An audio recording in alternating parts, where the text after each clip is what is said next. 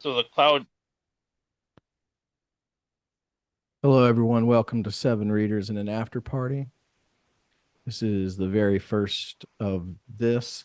It's obviously because we all very, very much miss Misery Loves Company, and we beg Will and Rudy to, of course, bring that back. But in the meantime, we are here. We have seven excellent readers. I'm very excited. The first reader that we have tonight from Berlin, also, besides being an excellent author, co-host of the excellent host of the excellent podcast Self Exposure, where she has excellent conversations with writers about writing and life, Sabrina Small. Thanks, Derek. Thank you for inviting me. I'm going to read a story called The Kids Table, which is about me being a creep. Okay. You know about the reading at AP Books because the bookstore is in your neighborhood. Most of the expat writer community is based in Neukölln, and writers seldom travel north of Mitte. This event puts vetting on the map. Ryan Ruby and Bennett Sims are reading together. They both write fiction, but Ryan also writes literary criticism. He is known for being intimidatingly well read. He won some sort of prize recently for something about T.S. Eliot. You haven't read it. You don't have any plans, and you cancel them if you did. So urgent is your desire to enter the pool of Berlin writers, to swim amongst them and be part of the community. You have come to realize that it is far easier to develop a virtual community. In person, the writers you meet seem wary of you, but online, you don't have that problem as much. Nell Zink and Rebecca Rookheiser are there. You've met them before. You like Nell Zink. You read The Wall Creeper last winter. It has one of the best endings of any book you've read. When you met Nell the first time, the two of you chatted about her book Avalon. It wasn't getting uniformly good reviews. Brandon Taylor didn't like it. He said it was hollow at the center. He said this in The Atlantic. Nell and Brandon occupy the same rung, perhaps, in the convoluted hierarchy of published authors. At this rung, you get invited to teach at institutions. At this rung, you could spend all your time navigating your career. The writers you've encountered at this rung seem weary. Nell seems weary. She's probably pushing 60, and she can't afford to fall below her current station. She can't pivot career-wise. Her UK publisher dropped her after Avalon's sluggish sales. This is something she talked about openly, and you were grateful to hear it. You are at the lowest rung. You are a writer without a book deal, a writer without an audience. You are unpaid. You hadn't read Avalon when you met Nell the first time, so you didn't know what to say to her about her predicament. You told her, "To me, you are an underground queen and an icon."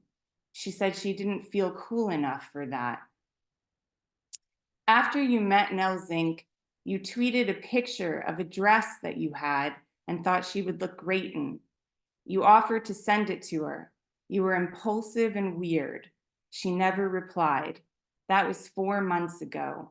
When you see Nell tonight, she avoids eye contact with you, and so does Rebecca Rookheiser. You register this because you are seeking out their eyes to warmly smile and say hello. If they didn't recognize you, it would cost them nothing to smile and nod, but this is something different. Like finicky credit cards, they refuse to be scanned. Before you can dwell on it, the reading starts. You ask the only Asian man, who is wearing a beautiful suit, if the seat next to him is free. He says yes. You tell him you love his suit. Bennett Sims reads his story first.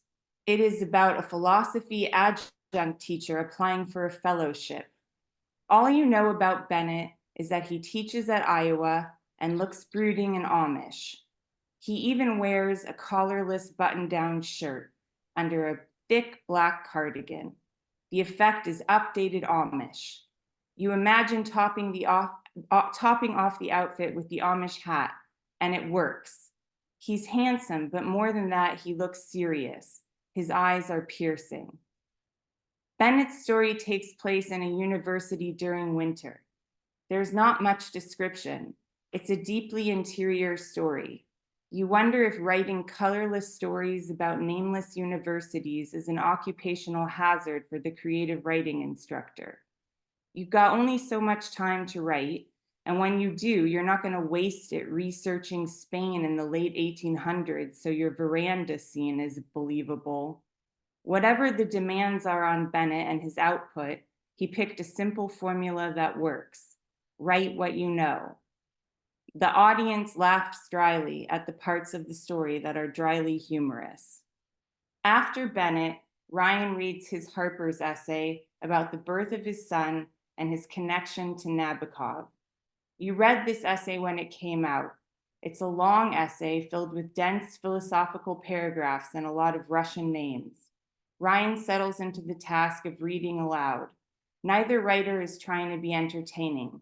They read with gentle confidence rather than bravado.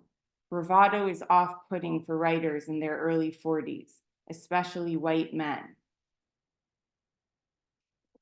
When the reading is over, the crowd wanders to the back table to drink shitty white wine out of plastic cups.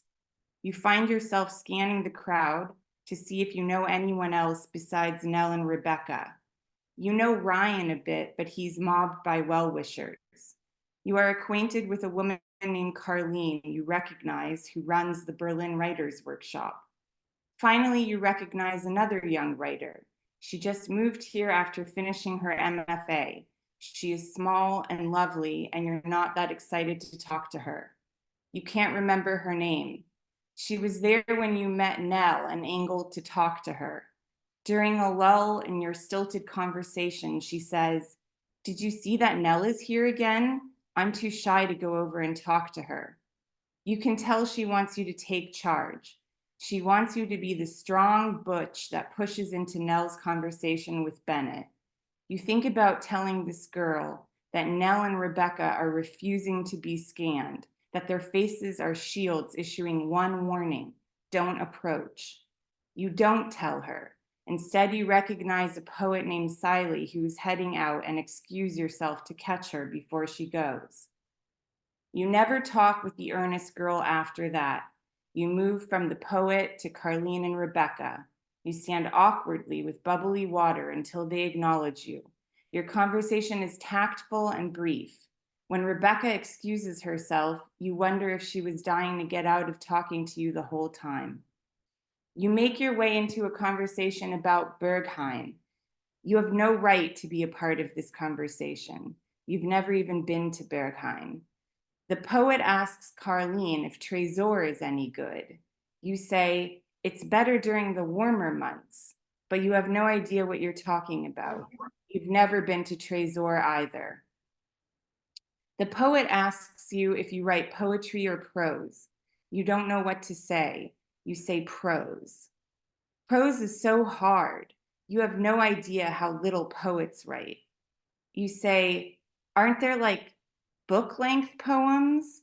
The poem says she's working on a novel.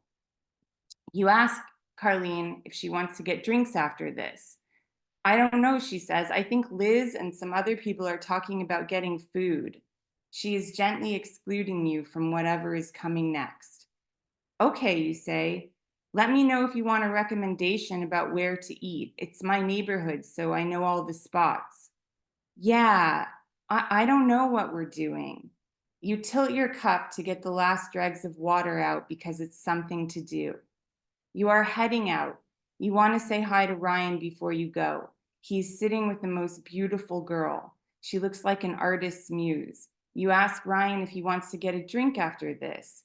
He says, I think Liz is organizing some dinner for us. Sorry, I know you wanted to show us around vetting. You say, no problem, next time. The bookstore is closing around us. The front door is locked, so the crowd has to leave through the back exit. The artist's muse is named Anna. She is German. She asks you, "Where is everyone going?" You say, "I think they're getting dinner. I don't think we're invited." She says, "I think we can just follow them, or..." She is scheming. Her eyes are bright with this fire. You laugh at her. You know her game. You say, "Maybe." Once you are all outside, Ryan and his inner circle try to make their escape. There are probably 8 people in the inner circle and 12 unwanted. When the inner circle starts walking, the unwanted follow them. You catch Anna's eye as she walks towards the inner circle. She winks at you. She wants you to know we've won. The unwanted follow the inner circle to their dinner. You are an angry stampede disguising yourselves as invited guests. You don't know why you don't give up. You mentioned this weekly to John and Rex, who you met earlier at the reading. I don't think they want us to join them. Rex looks like a smaller version of Adam Brody. John, his partner, looks like a cross between David Cross and Mark Ruffalo. They both have fancy eyewear. John says, "You're overthinking it. It's probably not like that. I think it's more of a herding cats thing." You say, "I don't think so, because I offered a couple of times to show them spots in vetting, and they gently batted me away." Rex says, "A lot of these writers are introverts. Maybe that's all it is, just social awkwardness." You say, "That's the kinder way to look at it.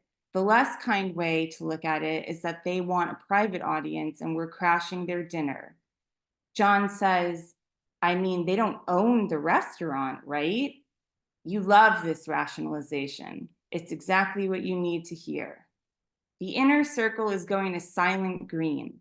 Silent Green is a highlight of the vetting art scene, a former crematorium converted into a gallery space, concert hall, and cafe. The cafe is bad. It's been bad for a couple of years. As an ambassador of vetting, you feel panicked about the trap everyone is walking into. Because the inner circle is a few meters ahead of us, you attempt to persuade the outer circle to find a restaurant with real food, but no one will budge. Inside, the cafe is empty. There's a bakery case by the register. The lighting is too fucking bright for a Saturday night, and there are endless empty tables, blonde wood as far as the eye can see. Group A is seated comfortably around a large table. Group B moves with herd-like efficiency to the large table across from Group A. The grown-ups table and the kids table have been established. It was almost effortless the way the groups assumed their rightful places. There will be no inter-table interaction. The only commingling possible from this point on is during cigarette breaks. Smokers are offered group amnesty. During the act of smoking, the smoker is first and foremost an addict enjoying relief. This is one of the main reasons to smoke. You don't smoke cigarettes, you smoke weed. Your vape is packed and charged. You sit next to the handsome Asian man in the dapper suit. "Oh, goody, let's order wine. Let's get flirty. Let's see where the night takes us." Alex is new to Berlin. He's in grad school for Japanese and German literature. You ask, "So you look at where the two intersect?" He says, "Sometimes." You order 12 € shrimp tempura. Fuck this menu. On your way outside to smoke, you pass the grown-up table and say to everyone and no one, "How's the A table doing this evening?" It's a good line. The A table chuckles. You're so wrapped in conversation with Rex. The two of you have that coked up delight, bouncing from conversation to conversation. You tell Rex you opened a vintage store and he kvels because he loves vintage furniture, used to study architecture, and is writing a book about a protege of Mies van der Rohe. The protege is possibly the inventor of the Barcelona chair. You say, "That's your title, Barcelona chair." "That's a terrible title," Rex says. You think about it, and it really is.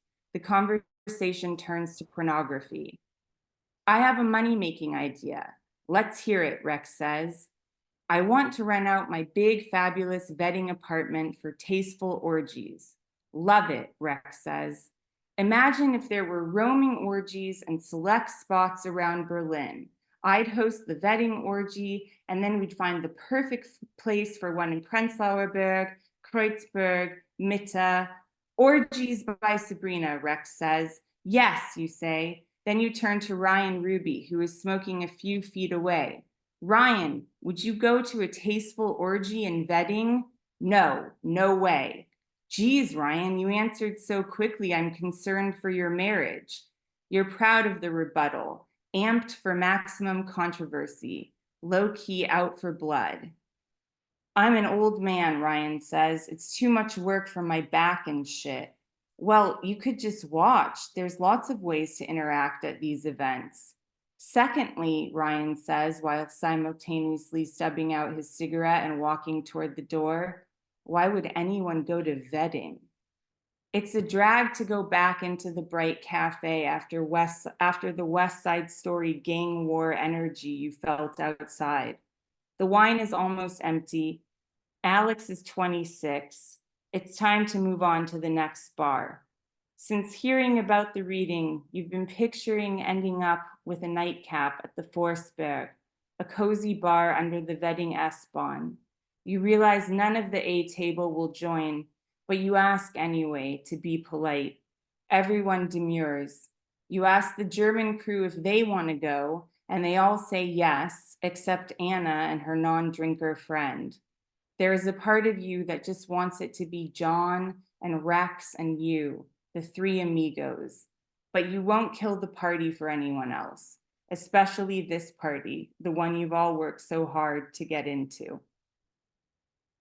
Thanks, guys. Thank you, Sabrina. That was excellent. I said I'm not going to talk Very nice. afterwards the way that Complimented there. William does, Complimented. but I've decided I was fortunate enough to read that piece early on, and I think it actually is very emblematic of a lot of my favorite works of Sabrina, where she sort of enters a social situation as an outsider, and we get that view. It's also very apropos the sort of different levels of the literary scenes and trying to break in, because I think each time it probably feels like breaking in. I don't know. I'm at the bottom of the trough. Okay, next, where's my list? I have a list of readers. That was the first of 7 readers. I apologize for the trolls. We did get a little nastiness in the chat from a troll. We got rid of that. Okay, that's gone, deleted. Okay, what they're trying to do is they're trying to test my technical abilities. Okay. It looks like someone was drawing a cock and balls to it. Yep, and listen, in my defense on that one, the name of that person was Luca. Luca's a great friend. Love Luca. Thought Luca was, and actually Luca's in, they copied the name. Okay, see, the trolls are getting smarter, and there's more of them than me. Okay, I don't know if I spilled a third. Actually, we're recording. Okay. Next up is a very good friend of mine. I just want to say briefly that one of the best memories of the past 5 years is probably sitting in the apartment in Flushing Heights and learning that we both had a love for Koenigsegg and watching that beautiful, brilliant film next to Michael and Gabriel, who's also here as well as Manny and Ted. Ted is not with us. Manny's not with it. They're both alive. They're just not with us tonight. And so, Michael McSweeney, without further ado, I'm so excited to hear you read. Thank you. Yeah, that was a beautiful night. Cool. I'm going to read a short first chapter from something that I started writing this summer, in true MLC fashion. I'm going to put a link to a Google Doc for those who want to follow along. So this thing I'm writing is called Dr. F, and the first chapter is Matthew Stephanie.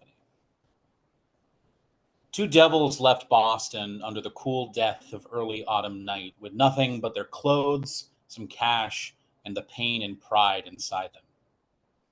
A taxi drove them west, far enough from the city so as not to be found. As the car stopped and Honk crawled through the traffic beneath the neon wires of the Zakin Bridge, Stephanie, the devil in the passenger side rear seat, asked the driver if she could smoke a cigarette. The driver said no. She offered to pay him $1 for each cigarette smoked. The driver said fine. Stephanie took a dollar bill from her coat and slapped it on the center console, then took a pack of cigarettes and a lighter from the same pocket. Instead of lighting it, she looked over at Matthew, the other devil. Matthew was staring out the window at the pockmarked scape of outer Boston, chin rested on his fist. Stephanie knew he was truly hurt by their exit, their firing, their own little fall, but she also knew that his brooding was performative and full of noxious self-pity. So she sidled across the seat and rubbed his leg, and then his chest, and then his crotch. She said nothing as she unzipped his pants and withdrew his cock and sucked him until he shuddered and came. Then Stephanie slid back to her seat, lowered the window, spat, and lit a cigarette. Did that bother you? Stephanie asked the driver. The driver grunted. Stephanie took another dollar and put it on the console, pressing it against the driver's elbow. Then she asked Matthew, did you even enjoy that? Give me a cigarette, Matthew said, without looking at Stephanie. Stephanie slid her pack and lighter into her pocket again. You're boring me, she said. You're hideous when you're like this. You're hideous, said Matthew. Yes, said Stephanie, I am hideous. Hideous when I'm bored. I am the most hideous thing imaginable when I'm bored. But you're still hideous. Stephanie tapped the driver on the shoulder. The driver was older, mid-50s, heavy-set, in that gone-to-seed northerner way, about to burst through his khakis and collared shirt. Their eyes matched in the smudged glass of the rearview mirror. Do you think I'm hideous? She asked. No, said the driver. Stephanie smiled. You're an angel, she said. And she said, tell me, are you married? Yes, said the driver. Are you driving this car to provide for her? Yes. Good. You're good to serve her like that. Thank you. Would she be upset if you pulled over and fucked me? What?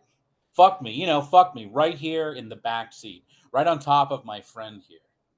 The driver cleared his throat and a sound tumbled around in his mouth. There are countless places here off the highway, crevices only the rats know. The rats can watch, and so can my friend here.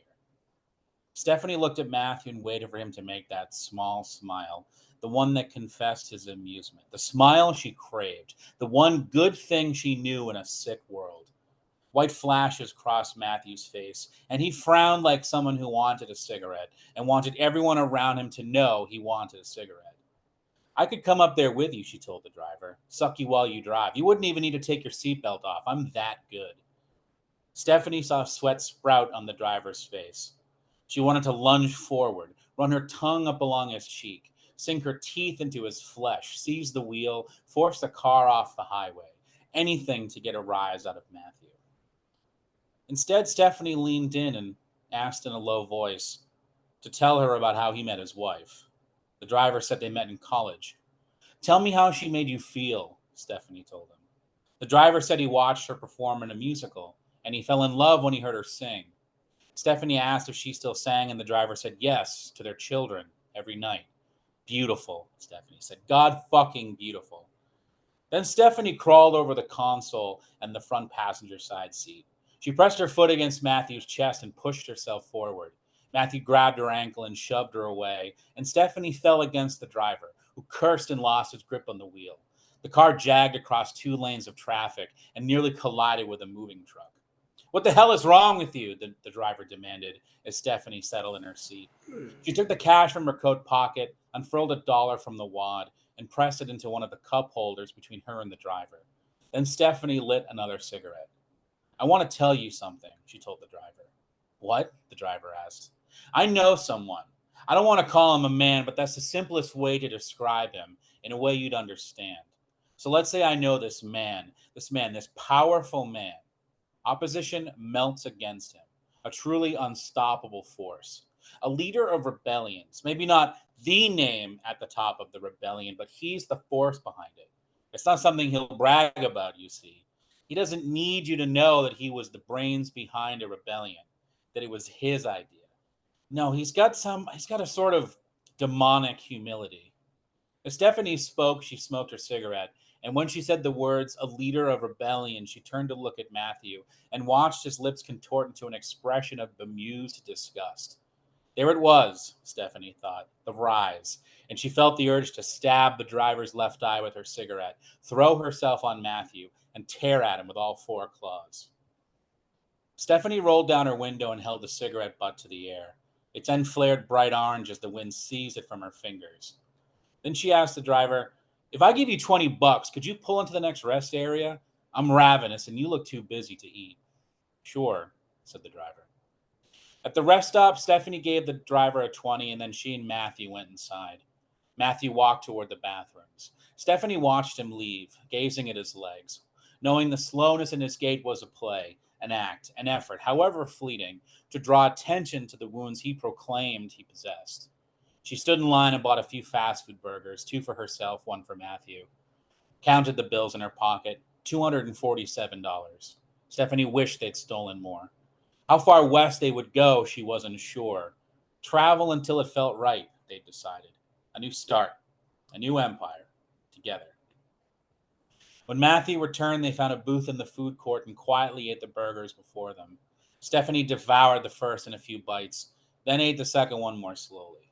Matthew only took a few bites of his own before rewrapping it and placing it at the far end of the table. Stephanie took the burger and stuffed it into her pocket. She smiled at him and kicked his foot a few times. "Don't be boring," she said. They left the food court and crossed the parking lot. The driver and his car were gone. They traveled less than an hour from Boston city limits. Stephanie squatted and squeezed her face and thought about the best thing to shout, but settled on quiet rage, shuddering as she coiled just above the ground. Behind her, Matthew began to laugh, soft at first until it exploded, a wet, high-pitched cackle that soared until it broke against the unyielding din of the road. Thanks so much.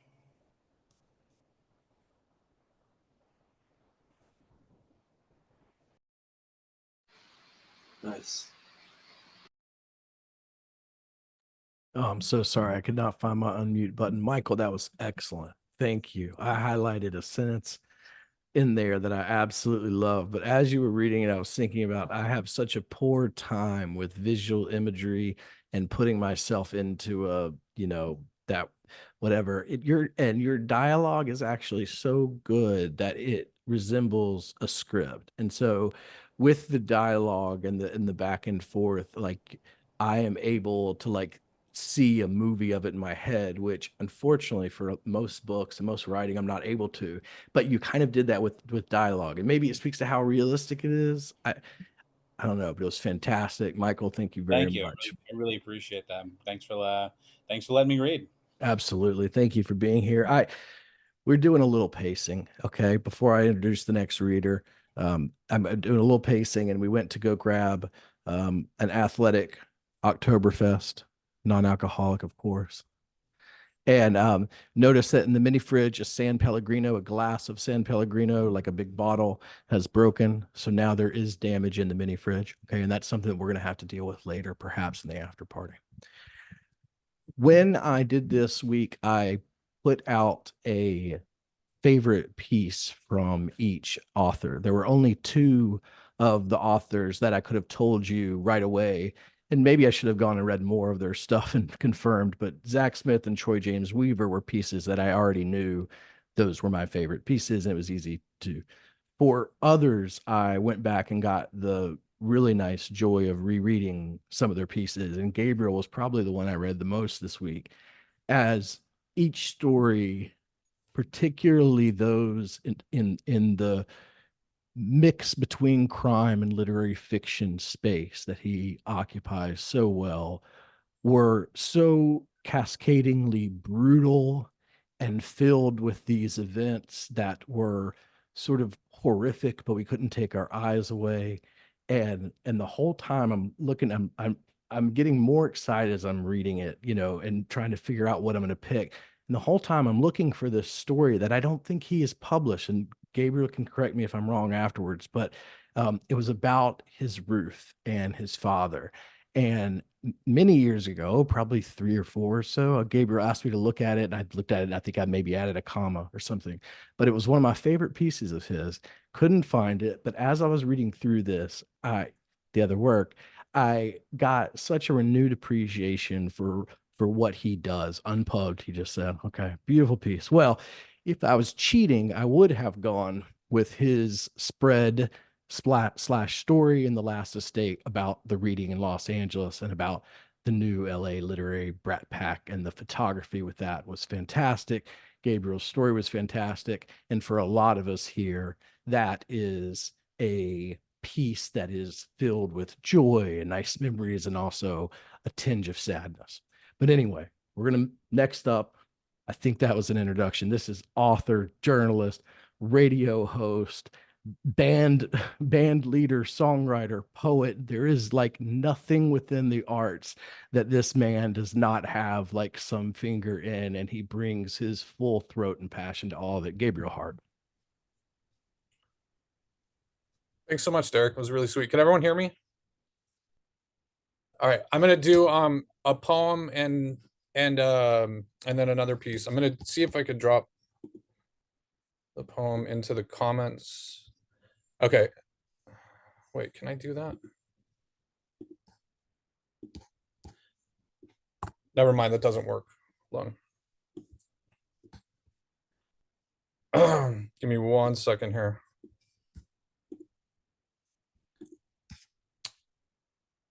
All right. This poem's called Spent. I have made all the hardest incisions, hurling my chest into the final spatchcocked splay from where we cannot unfurl.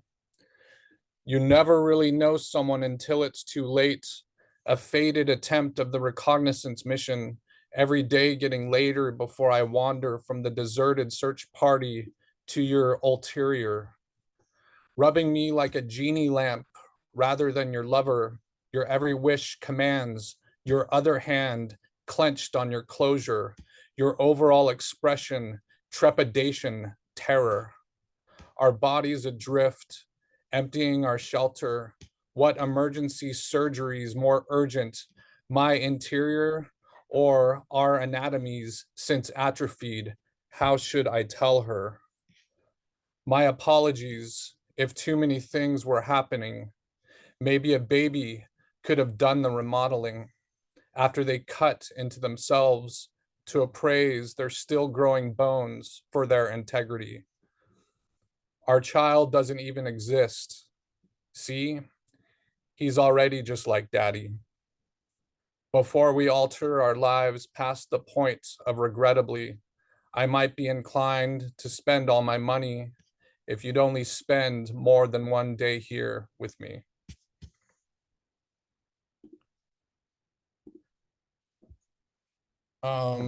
Next, this great writer that recently moved into town, Jardine LeBert, just came out with this this kind of zine called P.O. Box Outer Space, and it's a really cool idea. It's like a bunch of love letters to aliens. It came out really good, and I was one of the contributors. And the only disappointing thing about it is that I thought that there would have been more like nonfiction encounters in there, like missed connections and stuff. And I feel like mine's kind of the only one. So I'd like to read it for you now. It's called The Puppet. I know you were the real thing because it wasn't only me who saw you. In a Jeep full of musician boys on the cusp of our 20s. I know it was real because we all stopped talking, our heads locked to the left window as we drove over Laurel Canyon, en route to play a show, convinced whoever would appear would be amazed by us, unable to believe what they were hearing, what they were seeing. In that moment, I knew how it felt to be debunked before you even arrived. You were so real, it was almost stupid. A double-tiered, dish-shaped spaceship, lights beaming frantic like revolving prison watchtowers over a riot. We even hid our beers between our legs for fear we may have been doing something harmful to ourselves or to others, something ununiversal. Then you were gone, as if you were never there, as if the memory of you might fade if we tried to describe, even acknowledge what had just happened. So we all resumed talking about other things, young half-truths and delusions as far from you as possible, light years from maturation. During our last song that night at the Blue Saloon, Something broke inside me as I grabbed each patron's pint glass, smashing them onto the ground into shards like falling stars. My consciousness blacking out like the pinpricked sky where you were nestled in pause until you shot away. Just like they all say, faster than what seems logical. The boys asked me if I was okay, assuming it was all about my breakup with her. Are you okay? Now older, wiser, I know better. These nights when I'm hovering around 3 drinks deep, I'm craving a cigarette, lighting the end like a rocket, blowing its smoke to high heaven like I'm grounding the Milky Way, a ladder to my lungs, needling puppet strings through my heart's atria. Talking to something up there I've been calling God to appear sane. Though nights like this, there's a louder voice downloading inside, emotionally manipulating me to disappear while I beg you to return. But the smoke always fades. The strings weren't rubber bands. I'm only always trying to make some kind of thread.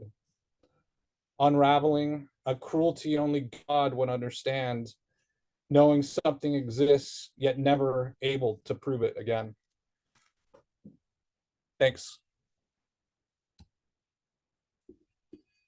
Thank you. That was awesome. I love that. I love the idea of that zine. That's fantastic. The misconnections with aliens, like that is that's a fantastic. I forgot, by the way, to say in the beginning that most recently Gabe is the publisher of Beyond the Last Estate, which is a print only magazine, literary and the arts. As you can see, Gabe's moving right now. He's got Bibles cam on. And that's a necessity of what we're doing right now. I really appreciate Gabe coming. I mean, so far we've got, waking up in the middle of the night for Berlin, and now we got, during the shift break, making it happen. How you doing? How are you? This is great. So Gabe is publishing Beyond the Last Estate, which is a fantastic print magazine. I'm very, very excited about print magazines, print zines, fully coming back and taking over the literary scene. It's very awesome. Okay, I'm going to move to the next reader. I have to look at my list. So the next reader, very, very special place for me. And I really, I think he was the second person that I asked to do this. There was no way I would want to do this one without him. There are some writers who are so obsessed with literature, and they're so obsessed with great fiction, and throughout the entirety of like the novel as form. And very early on, like I did not get online in 2019, and I got in to start talking about translated literature, and I was lonely to connect with people who also love this stuff. And when I hopped on Twitter to try to promote that, one of the first people that I saw and whose taste I just like was enamored with was Troy James Weaver. And this was before I'd read anything that he had written. It's before I knew, anything about him. And it has continued on to now to where like our conversations regarding books and like and literature and his love, passion, and taste for it is absolutely like it makes all of the bullshit that many of us go through by like being a part of some community that has bullshit. It makes it all 100% worth it. And it's what I hoped to get out of all of this. Troy James Weaver is the author of Wichita Stories, Temporal Visions, Marigold, Oars. I'm doing it off the top, so I could have missed one, and Troy can let me know if I did. But I believe we are going to hear Selected Stories. Thank you, Zach. God, that was so clutch. Thank you. There are so many parts of tonight I could not do without Zach's co-hosting here, and he just got nominated, or he just found out he has that job. Troy James Weaver. Thanks, man. Can you hear me pretty good? All right. I'm going to read the 7th chapter from my new novel that doesn't have a name. I'm going to try to be quick. I'm not going to give a whole lot of context other than weird guy comes to town, small town in the Midwest, 1890s. And he's looking for a hole in the ground that he had heard a legend of. And the townspeople are kind of weird. And yeah, I'm just going to go from there. Anyways, this part takes place after a ice storm in the fall, so unseasonal. Okay. They cleared the wet streets and fixed the damaged houses, corded limbs for firewood. Mules pulled carts to refill the main road of its wash. At noon, they called for a lunch break. Brancher, Jackson, Cutfish, and Father Sturgeon found themselves at the saloon. The four of them stood clustered at the bar, a pillar of multiplying masks and apprehensions. A luminosity seemed to hang in the air, dust motes like diodes, transferring bad energies. Cutfish asked Brancher for some water. The others asked for whiskey. Cutfish said, "What is this?" "What do you mean?" said Jackson. "I don't know what I mean." They were all blank of expression and breathing heavy. "Well, it isn't going to remake itself," said Cutfish, "and you all just want to drink." "So? Well, Mr. Jackson, coming and going is nice, ain't it?" "You a teetotaler?" said Father. "Not at all." "See," said Brancher, "we ain't planning on a drunk." "You a judge?" said Jackson. "I don't believe in judges." "See," said Jackson, "us kindly folks measure things with our senses." Cutfish gritted his teeth and grinned. "Hell, guess what? One wouldn't kill me." Brancher poured him a drink. "As far as judges," said Cutfish, "I suppose we all are in our own peculiar ways, every one of us." He drank back the whiskey. It burned him. "You, for instance," he said suddenly, directing his finger toward Jackson. "You measure your judgments in books. There's no sense in that. God doesn't read." "Do you believe in God, Mr. Cutfish?" said Father. "I wouldn't say that. It's an intrusion I didn't ask for, but there's a sense of something more." "Man is all," said Mr. Jackson, "the best creator." "What, have you no faith in faith itself?" said Father Sturgeon. "I have faith, just not in you." "But I'm a man, that's where your faith lies," said Father. "Pray to men? Is that what we're talking about?" said Cutfish. "Wouldn't it be better to pray to this beautiful house that keeps us?" "Keeps us," said Father. "There are so many bones," Jackson cut in. "Why doesn't God take them? Bones are everywhere. None of it makes sense. God litters the earth with corpses." He laughed. "That's about all he does." "Truthfully," said Cutfish, "I don't know much, but I do know nobody on this earth goes without a home." He looked up at the sagging ceiling. "Even if, I suppose, sometimes they lack a shelter." They all looked at their shoes, went mute. Cutfish bowed awkwardly. "Well, been nice catching up, but I'm going back to work." He turned abruptly and went out into the still rutted road. In the late afternoon, the drunken triumvirate tottered out into the cold wet of the roadway. By then, the work was done.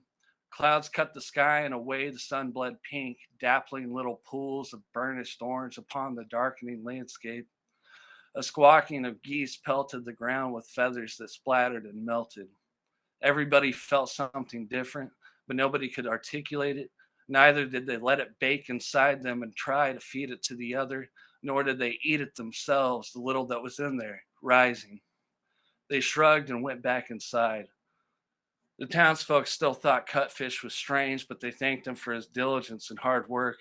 They had questions about where the others were, but didn't gossip or put any importance to their lack. They slapped his back. He shook their hands, curtsied, said "my pleasure," and walked away. On his way home, shadows dodged his consistently observant eyes. He felt a presence heavy upon him, but he trundled along, stiff-jointed and stilted, keeping a fast swivel of his head. For a quarter of a mile, he bulleted his attention toward an incomprehensible apprehension, only for it to dissolve with the shake of the head and another step forward. Darkness moves faster than light, he thought. The shadow's there and gone before you know it. Maybe it's the looking away or even the flutter in my eye, or maybe it's just the encroachment of night. What a thought, he thought. These thoughts, my thoughts, me. What am I? He shook it off. I've traveled all over this world to escape whatever it is you think I should feel. I found my way out, and in some way I thank you for that. I'm here, after all, in this nothing town. I am nobody, a deserter. I'm still alive. He took a deep breath and looked back. A shadow moved behind the craggy yellow house with a feathered amulet nailed into it, though he didn't know it. He looked at his hands, rubbed them together, wondered if the dogs were asleep or waiting to be fed, and kept moving. Just by walking the unstable halls of the Holocene, he was unable to shake off those phantom reapers, but the copper cool air blanched his skin and forced him to think. The sensation made him aware of himself, but he couldn't articulate what he felt. Never could, he now realized. He'd once viewed a skeleton at a museum in Hamburg. Concrete articulations utilized wire and string, but there must be other tools, ones for the soul, he thought. I haven't seen evidence of such things, not yet, not truly. How does one articulate something so essential to human existence that can't be seen or proven? When he got home, a heavy scent of wet fur draped the air. There was also a note of liver, rose water, the smell of tinkering and scratching, empty plates and bowls and hallways, dust floating upward from footfall, gravity coating skin and cloth after being activated by the smaller, lesser particle of himself. And still he stood, calling out to the barkers, wanting to purchase of their warmth, but not yet ready to settle into the dust. He heard stirrings from the stairs, nails upon the wood floor, moaning from some channel of outer light, and from that black and burned illumination, there was a voice, as if emanating from his own. You missed dinner, it said. It was whittled thin as candle wax and echoed just as dimly. There were no words after the hissing of spit, nor anything to drive it home. Come down, he said.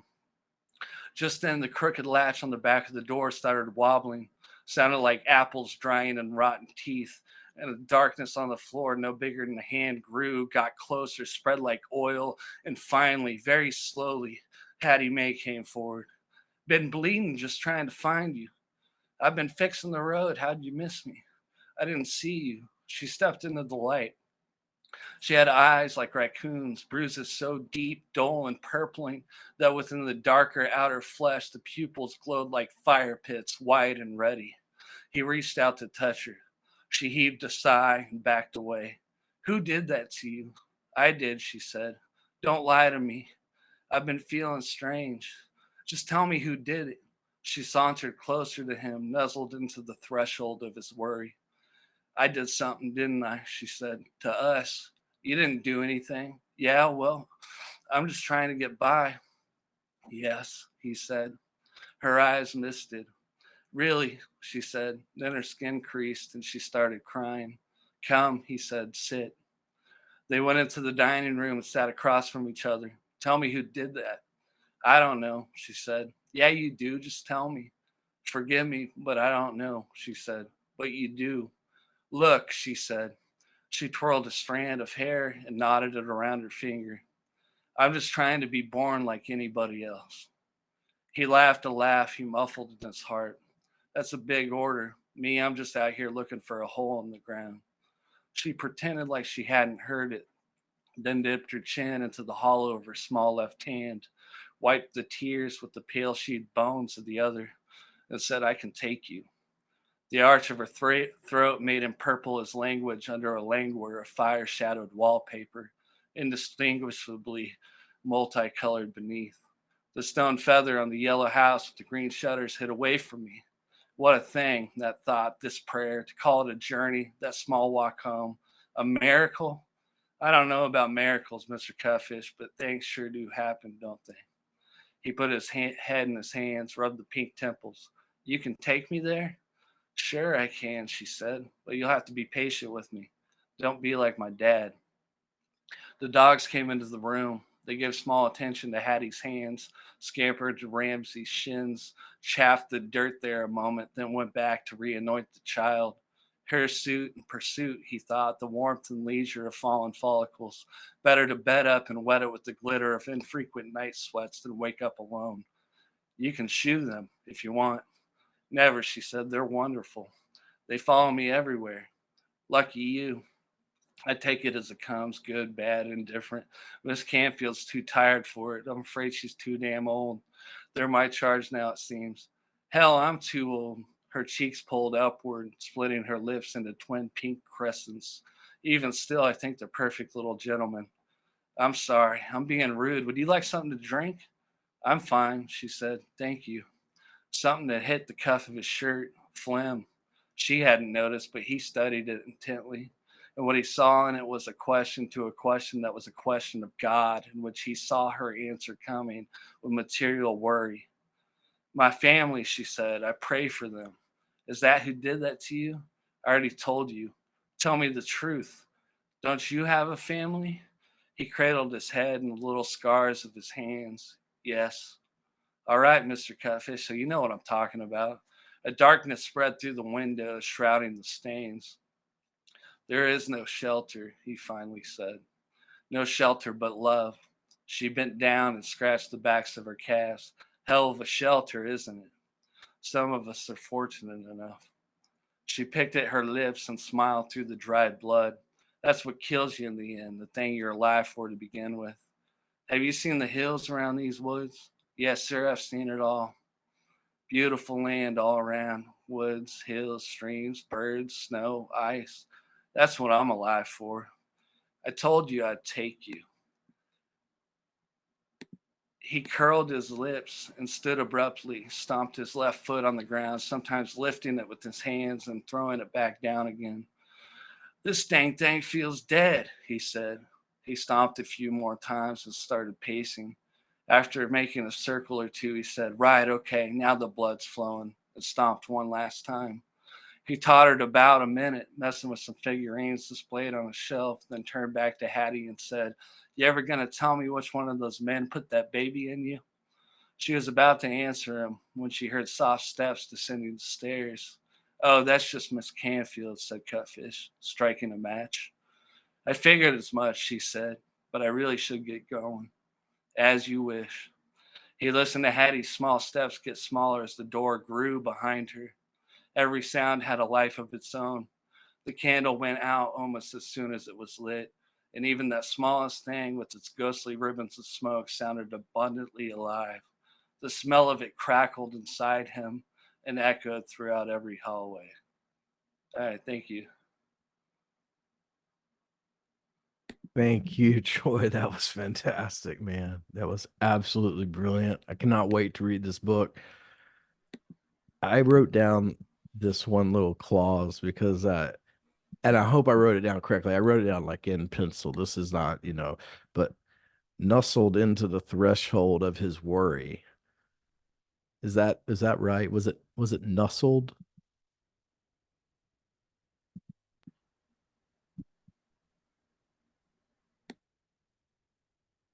Let's see. I could have a thing messed up here. I can't hear you now. Oh, you're muted. Oh, I got you. All right, here we go. All right, I'm paying attention now. This was excellent, Troy. Thank you so much for reading tonight. I'm going to move on to the next reader. I have too many windows. Can everybody hear me okay? Can I get a, yeah, we're good? All right. Oh, you can't hear anything. Okay. Is that just Troy or have I messed up some audio? I can believe it. You can hear me fine? Excellent. Zac Smith is a former professional Australian rules footballer who played for the Gold Coast Suns and the Geelong Football Club in the Australian Football League.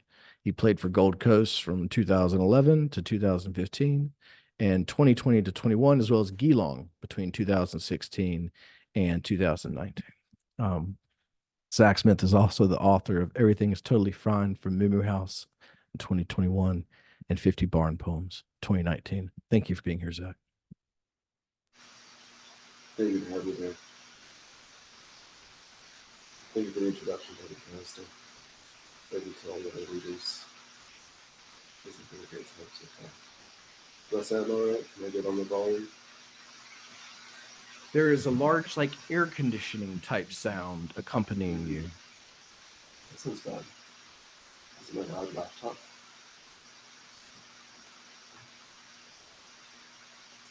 Is this better? My audio sucks. It's still kind of there. I've also spilled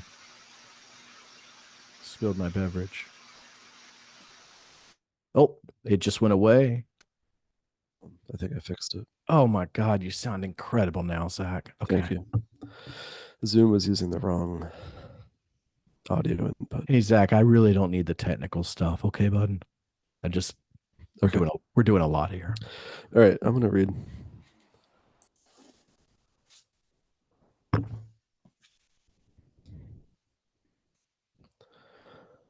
This is an as of yet unpublished story. It's called The Shit. The man stood in line at the cafe. He thought, I have to take a shit. The barista asked if she could help him. He thought, I have to take a shit. He said, I'll have a cortado. The barista asked what kind of milk he wanted. He thought, I have to take a shit. He said, whole milk is fine. He pointed to a cookie and thought, I have to take a shit. He said, how much is a cookie? She said the cookies were $25. He thought, I have to take a shit. I have to take a shit so bad. She said, would you like a cookie too? He thought, I have to take a shit so fucking bad. She said, sorry, I meant $2.25. The cookies are $2.25. He thought, I have to shit right now. He said, oh, okay. I mean, no, thank you. The barista asked what kind of milk he wanted. He thought, I'm going to shit my pants. He said, whole milk is fine. She said, oh, I already asked you that. He thought, I'm going to start shitting any second. The barista tapped something onto an iPad. The man paid for the cortado. The man started to shit, but this was much later, when he was drinking the cortado and sitting on the toilet. Thank you.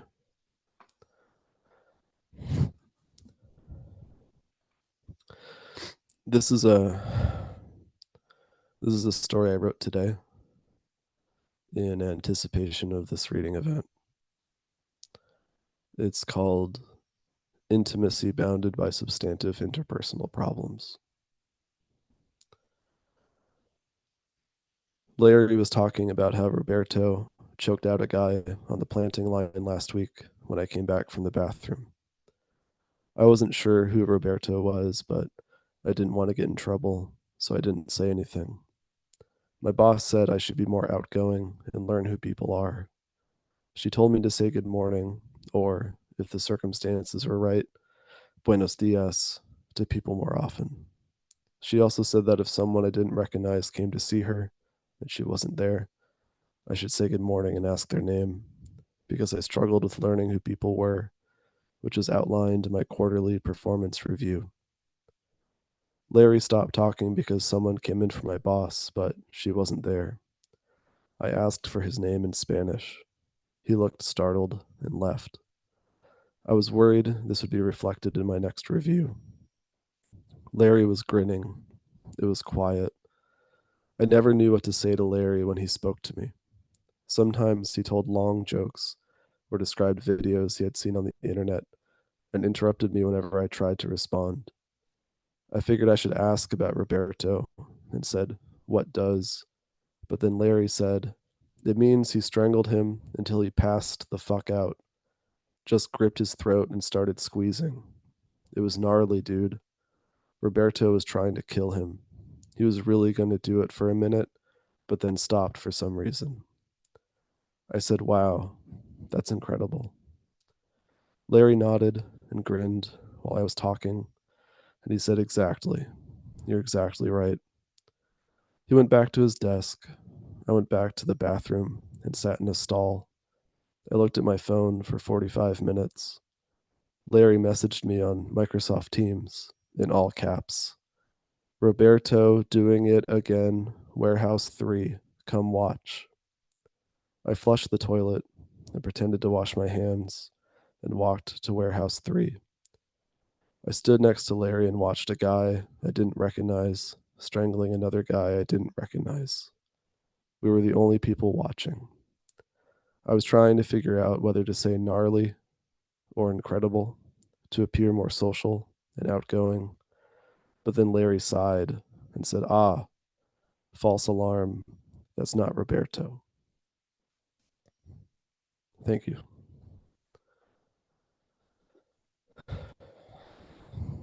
How's it going, everyone? Zach, those were both tremendous, fantastic. I've got more to read. Okay, excellent. I just Thank you, Derek. but I liked them, so I wanted to then say, in the I middle. know. Okay. Thank you. How am I doing on time? Oh, you're doing great. Everything's good. Okay. Sound is great too. That air conditioning's Thank gone. you. Yep. Yeah. The hat I'm looks sorry like it again might for that. fall off. That's all. It's all right. It's got a strap. Okay. This is called White Zinfandel 3, and I co-wrote it with my friend Giacomo Pope. It's available on the internet. Francis sits in the waiting room filling out a packet of paperwork. He tries to remember if he's ever had a blood transfusion. He thinks he's never had a blood transfusion, but is unsure what a blood transfusion actually is. He considers looking up blood transfusion on his phone. He hears a woman on the other side of the room say, "It was nice, but he kept reaching back and eating my shoes." Francis checks the box that says he's never had a blood transfusion. He reads through a list of common medical problems. He checks boxes at random and thinks about writing a story about a horse. Earlier, he listened to an interview podcast with an author where the author said that she only likes stories where all the words sound good together in terms of alliteration and rhythm, based on something Gordon Lish taught her in an intensive week-long writer's workshop. Francis thinks about the sentence. Francis sits in the waiting room, filling out a packet of paperwork, and feels self-conscious. He thinks about fixing the sentence by changing the name Francis to something else, like Greg, maybe. Something cooler than Francis. A doctor comes out and says, "Greg." He looks at Francis. Francis looks down at his shoes and thinks, "Horses." Thank you. All right, so I'm going to try something new. This is from a work in progress called, I'm going to read an excerpt from this thing called One Word Poems. This is One Word Poem 12. P. This is One Word Poem 18. Genocide. This is One Word Poem 35. Guggenheim. This is One Word Poem 41. Crambler. That's not a real word. One Word Poem 59. P-ific. And One Word Poem 103. Dumplings. Thank you. And now I have one more story. This is a story from my collection, Everything is Totally Fine. It's a book available for purchase on the internet. The story, I should say, this is a piece of autofiction, which is very popular in certain circles on the internet. The story is called National Weather Service has observed or expects wind speeds to reach at least 18 miles per hour. A gust of wind blows me down. It rolls me across the parking lot. I keep trying to stop and stand up, but I can't. At the end of the parking lot is a van. The wind blows the back door open. The wind rolls me into the van. The wind blows the door shut. The wind turns the key in the ignition. The wind rolls down the windows. The wind blows the radio on and depresses the accelerator. The wind drives me somewhere. I close my eyes. I feel sunlight on my face. I listen to the radio. The air is blowing through the open windows, and I can smell the ocean. The wind is cradling my head. The wind is whispering something. I strain to listen, then I understand. I smile and shake my head. No, no. The wind tugs at my shorts, but I don't stop it.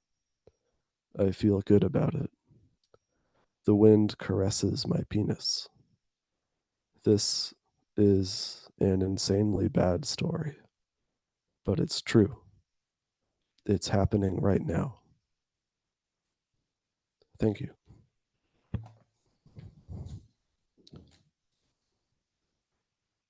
Thank you.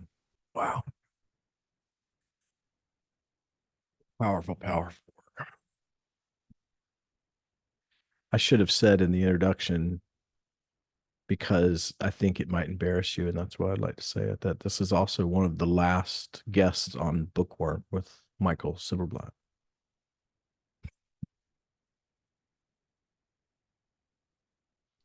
Don't do it. Okay. But I didn't, so that's what I know. counts.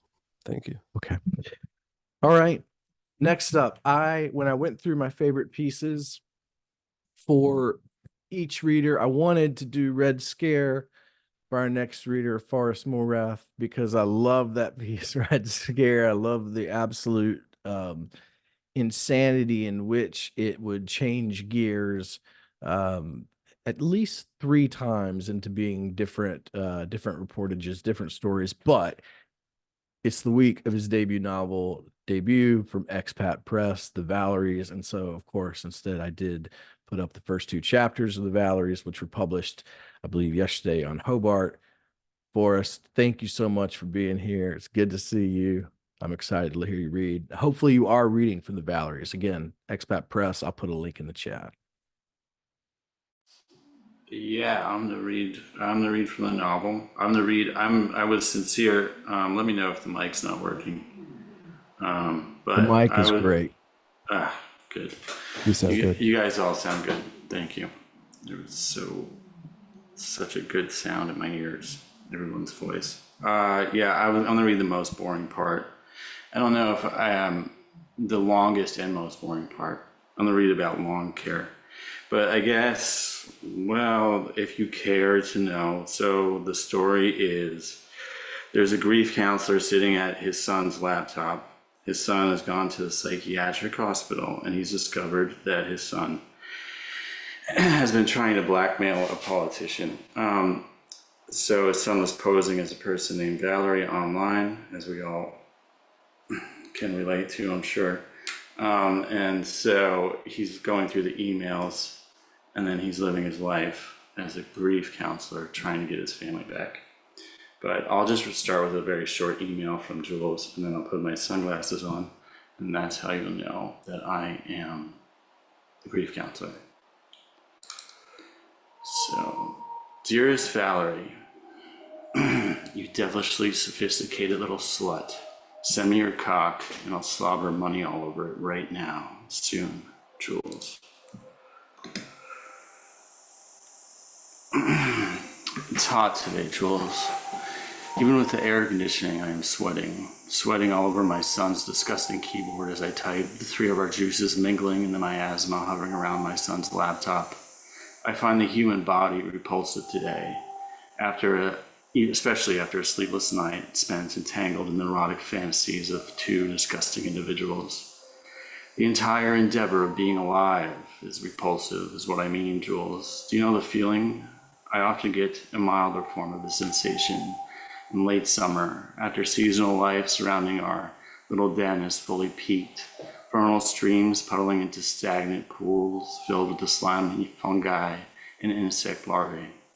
Post-coital woodland, with the wet goos pushed from the little ephemeral bodies and splattered in sticky globs into the duff, ready to become next year's plant food.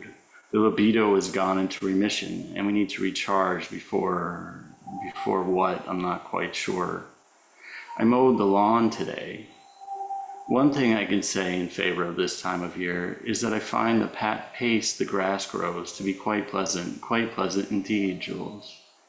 After the last freeze of the spring, typically in early May, I began mowing the lawn each Saturday, except during the lush season, a few weeks around June or early July, when in my neck of the woods, the flora grows at an incredible speed. Such an incredible speed indeed, Jules, so that by the time Friday evening comes around, I am forced to look out over splotches of weeds and dandelions as I attempt to enjoy dinner on the deck despite an unkept lawn. With an unkept lawn, my stomach grows upset over the course of my evening, so that I often wake a few hours after falling asleep with only the worst sort of indigestion.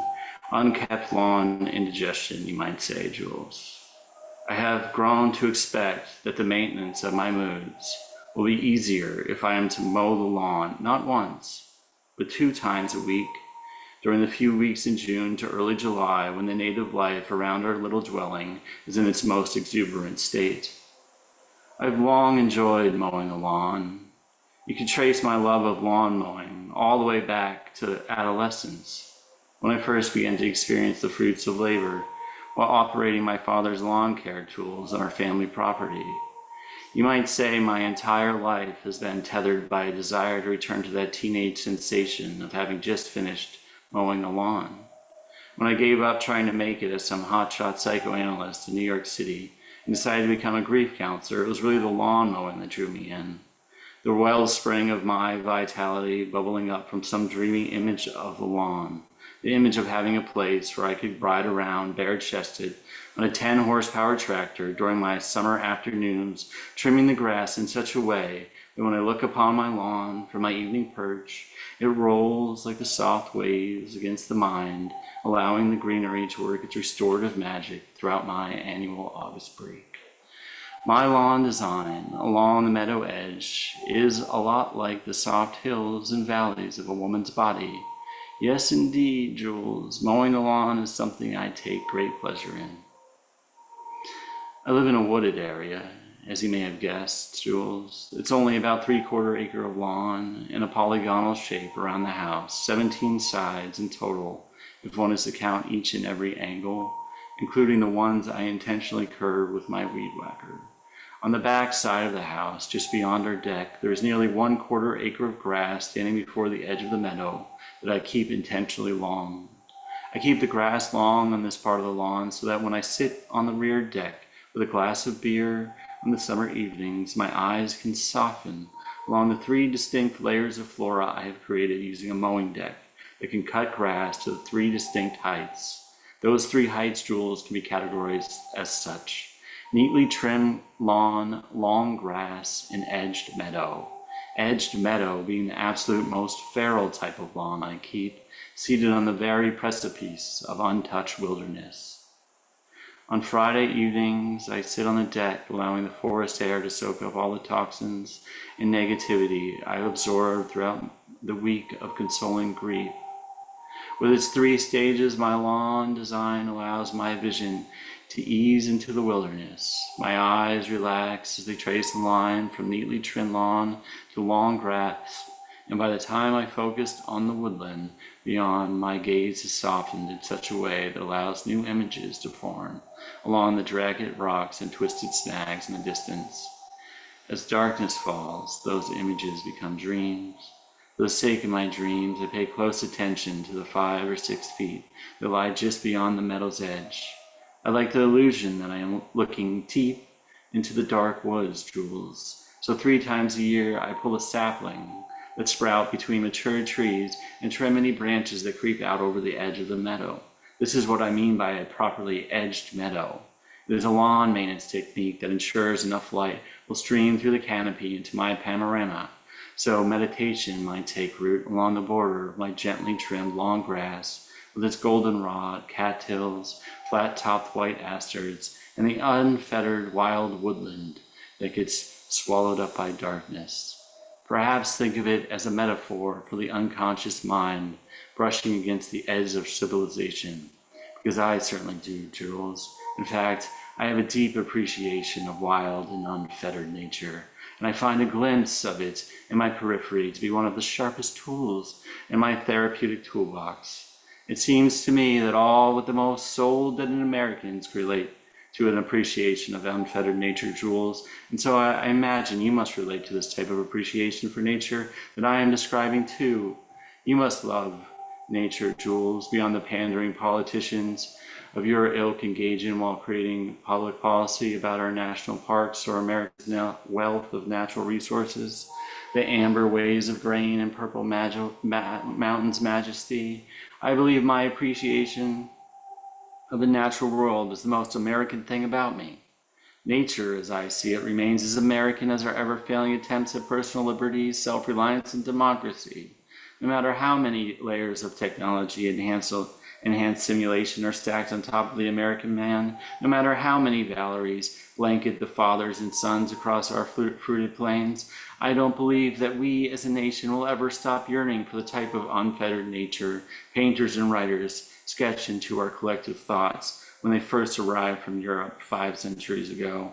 Some notion of liberty sought after while feasting the senses on the natural world. Raw wood without lumber, raw sex without gender, Jules. I have a poster of a painting by a minor figure in the Hudson River School, Asher Brown Durand, titled Woodland Glen, hanging beside my desk. It is a poster I've carried with me for many years, since before I was married. It is not my first name that draws me to this glen, Jules. It is a simple painting, compared to others from the Hudson School, depicting not much more than what I've described at the edge of my meadow. A natural clearing in the woods with a variety of flora common to the Catskills. Birches, ash, mossy rocks, a fallen tree beside the stump. An image of woodland seemingly untouched by the painter's mind. This, I feel, is America's best excuse for a continued existence as a nation, as an ideology, an innocent desire for a place where we can again and again return in unending harmonious cycles, springing forth from moistened earth the bird-song-filled air. When I was still in training at the school, experimenting with potential office decor, I hung my Durand poster, hoping patients would find similar benefits in the imaginary space of a meadow's edge. My own analyst, whom I met after I completed my undergraduate degree and had the most fantastic office decor, a woman who, as you might imagine, Jules, helped me through a great deal of torment before she abandoned me. She had the most wonderful prop in her office, a dimly lit dollhouse filled with shadows and furniture, supine on her couch. A limb occasionally flopped boorishly onto the floor as I went on and on about what I had done after returning from Miami. Eventually, my eyes returned to the dollhouse's tiny glowing window, which I would make my home and then populate with a family and lawn care tools, analogous to perhaps to the little toy house you were constructing with my son before you interrupted his dark literary endeavors with an invitation to your dark planet. Jules, it's funny to think I bought this poster imagining it would pull forth language from the murky boundaries of my client's consciousness, when it was in fact me who was pulled forth. It was not easy, Jules, when I realized what I had to give up so I could have this yard of mine, so I could have this yard and have this son Valerie, who in fact has obliterated any chance of me enjoying the yard today. So in a way, I have everything, don't I, Jules? I have the sun, the yard, and the sun disrupting the enjoyment of the yard, leaving me with ever more yard to desire. More yard indeed, Jules, more yard indeed. That's it. Thank you. Forrest, that was an absolutely incredible reading. I'm really excited to read this book, but the performance itself tonight reminded me, I don't know if you'll know him or not, but some of my favorite Joe Frank performances, the old radio guy and writer. If you don't know him, Robert Ashley, maybe you'll bring another one to mind, but there was something completely beautiful and hypnotic. And the fact that you prefaced it as boring and then it delivers as boring, but in like a very hypnotic way where I'm walking away wanting to know what the fuck these characters are gonna do. Thank you very much, Forrest. All right, thank you. Nice. All right, closing out the night. This gentleman wrote what I believe is the Finnegan's Wake of Hilltop USA in his 2021 or 2 novel American Kashayas, which is on Expat Press. He's an illustrator, artist. He's also a sound artist, responsible for many of the sounds that you've heard on Alt-Right, the defunct podcast many years ago. Ladies and gentlemen, from Hilltop USA, I believe, although this is a shapeshifter and a teleporter and someone who could be reporting from anywhere, Durbin Moffer. Thank you, Derek. This piece is entitled Eggy. You hear me all right? Can you hear me all right? All right, good. The Eggy is the only life outside the mall. It isn't on the fucking planet, though. It's hanging in the sky, hovering due north of the dead mall I am. The Eggy is like a remote control for the dead mall. All the dead malls creaking and collapsing around me. This isn't the Eggy's only job. The Eggy is so busy with other things, the scope of which would cause a normative human mind to short circuit before comprehension. The malls, even me, are a footnote to the footnote of a bigger picture. The Eggy leaks portal jelly and the pressure builds to maximum levels and its fluids flux. The jelly burns the ground, but fuck it. The Eggy's gearing up to imitate an exploding gas grill. It's stepping up its intimidation game. The impracticable soil beneath it yields no thing of value. The agents of Eggy made it so, sucking up the last of its nutrients in a concerted effort. The earth will finally give up. Before long, it'll no longer care what happens or what anyone does. It'll be as ugly as you imagine it to be. More so. It's your fault for soaking in the Eggy's fluid transmissions. Spreading beneath the bulged brown sky, the low country boils its own in the rust-tainted smegma of the Eggy's spent fluids. It's difficult to be a control freak in a world eager to wrest that self-same control from you. You want to control so much you're out of control. The agents of Eggy's understand you better than you do and can stay 15 steps ahead, so flail away. It doesn't matter. They know that Mother Nature isn't arbitrary and overreaching enough for your tastes. They're aware we're hierarchical animals ruled by the deadliest alpha, beta, theta urges. All they have to do is tweak a circumstance here, alter a stream there, and poof, you're Play-Doh. I don't know what we expect staring into the TV set, fighting fire with air. Kellogg is reincarnated on Telegram, replicated. He's got a twist this time, more twisty than before, new and improved. The road to Wellville gone to seed and reanimated via Lovecraft. Brewed in the Eggy labs, there's a mind virus manifesting in something like, say, TikTok. The Eggy admin has flooded our favorite feeds with randomized pulses and savory data for dupes. The Eggy's created Barnum. They'll roll over on Bailey. You'll reap the free rewards. And they laugh at me for watching Home Shopping Network. When them drafty proclamations hit you in the Weibos, you wise up real quick and too late. Can we talk about TikTok, Iggy? The low rent platform for attention deficit / attention whore generations?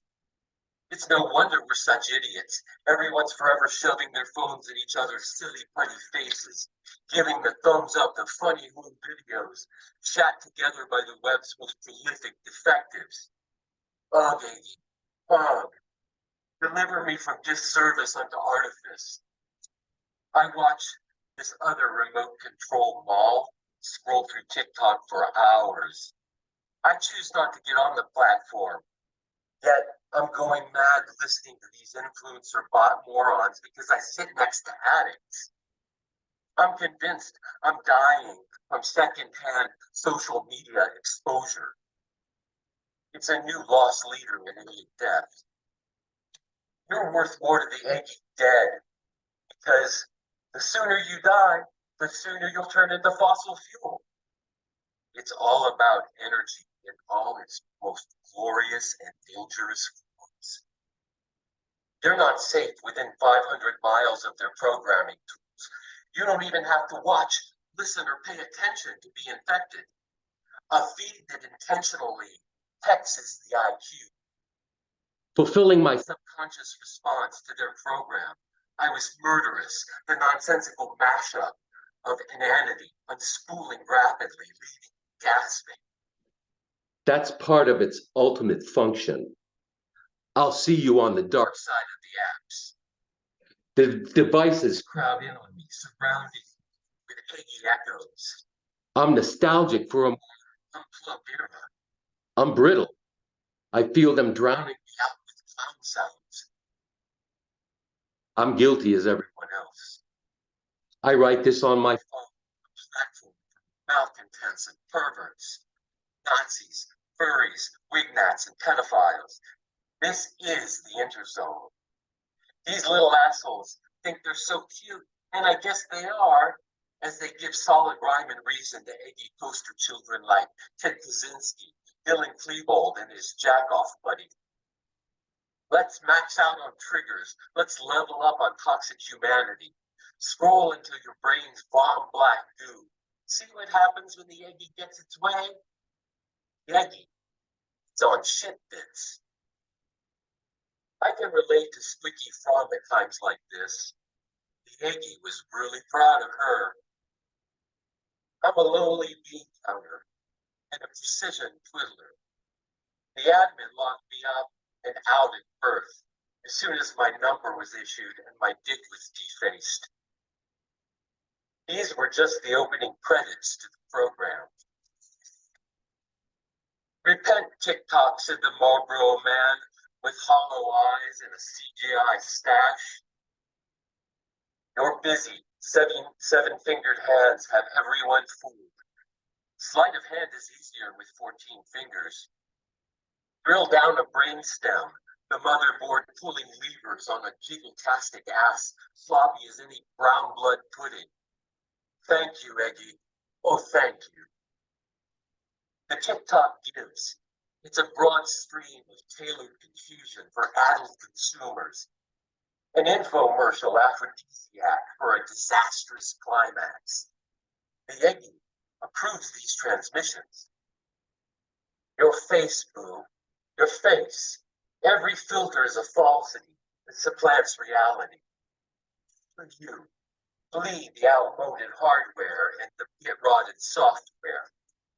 Pile your burger-induced piles with extended credit to feed the Iggy its necessary energy in the form of the life force.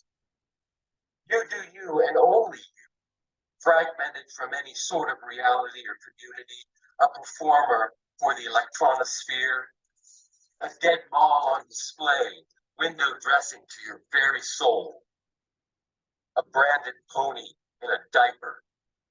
You do you. The Iggy can count on this above all else. The TikTok takes. Come to where the dunking is dank, broham. This is where we speak the program language, pushing buttons, trigger words, awakening sleeper cells, influencer come Iggy agents. Uber drivers, door dashers, all stores in a mall, awaiting business hours, awaiting executive decisions from corporate. Let's talk about polarizing odors. Let's paint the wedge between us red. Anything and everything, but what makes a difference? Give me a sign from your glands, man plan. It's the newest paradigm in an ongoing progression. Is it a wake-up call or a signal to hit the snooze button another 50 times? How long will it continue before you smell your underwear lingerie sections on fire? A deadening of senses is also the plan, the Aggie's schema. The Aggie can't help us, won't help us. That's never been the purpose. Did any of us expect that it was?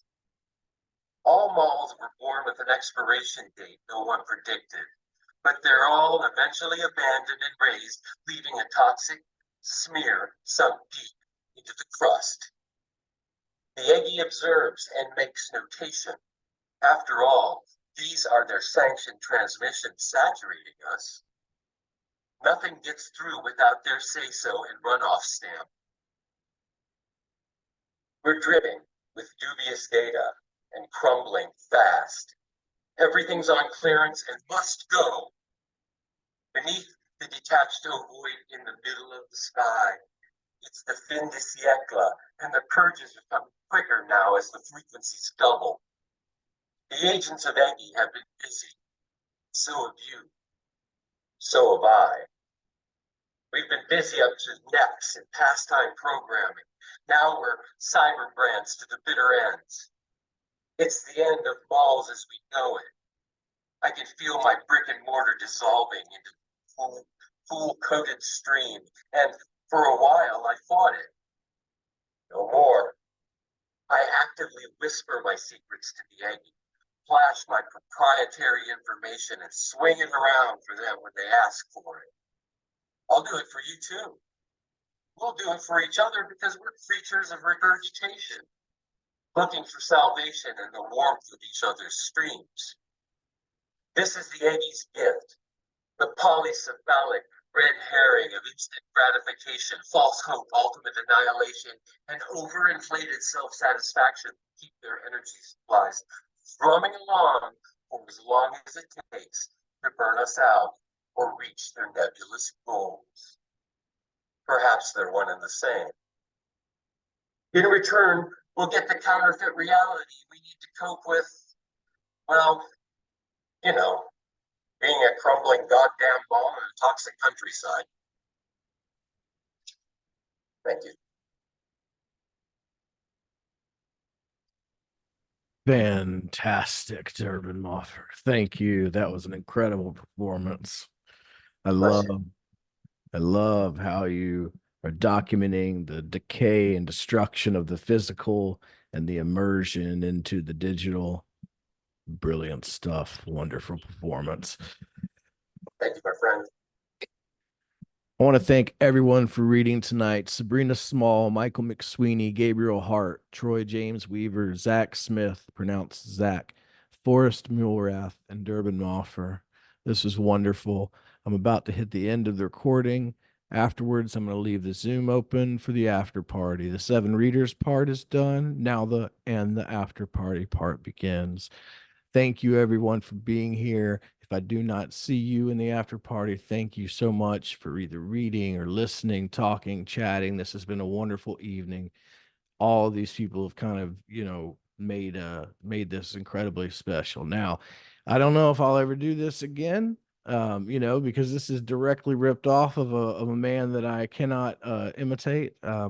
But as I post this on my own YouTube channel, if anyone is interested, likes it, just like it or say in the thing, be like, yeah, I liked that.